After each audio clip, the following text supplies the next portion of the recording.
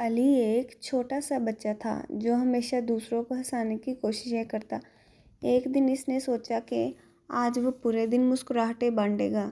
وہ گلی میں گیا اور سب کو سلام کیا۔ بچے بڑے سب اس کی مسکراہٹ دیکھ کر خوش ہو گئے۔ پارک میں بچے کھیل رہے تھے لیکن ایک بچہ اکیلا بیٹھا تھا کیونکہ اس کے پاس کھلونے نہیں تھے۔ دوسرے بچوں نے اسے اپنے کھیل میں شامل کر لیا۔ اب سب نے مل کر جھولے جھولے اور مزے کیے۔ ایک خوبصورت گاؤں میں بچے ہر روز کھیتوں میں کھیلتے تھے لیکن ایک دن بارش نہ ہونے کی وجہ سے کھیت سوکھ گئے۔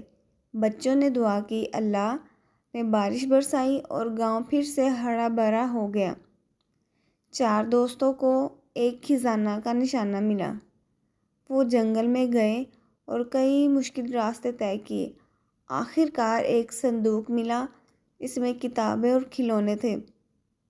انہوں نے فیصلہ کیا کہ سب بچوں کے ساتھ یہ خزانہ بانٹیں گے۔ سارا باغ میں کھیل رہی تھی کہ اچانک ایک سنہری تتلی آ کر بولی، اگر تم نیکیاں کرو گی تو میں تمہیں انعام دوں گی۔ سارا نے دوسروں کی مدد کی اور تتلی نے آسمان سے خوشیاں برسائیں۔ حسن نے ایک بھوکی بلی کو دودھ دیا۔ بلی خوش ہو کر بولنے لگی اور اسے ایک جادوئی دنیا میں لے گئی جہاں کھلونے اور خوشیاں تھیں۔ حسن نے یہ خوشیاں سب بچوں میں بانٹ دیں۔ عید کا دن تھا۔ احمد کے پاس نئے کپڑے نہیں تھے مگر ایک بچہ پرانے کپڑوں میں اداس بیٹھا تھا۔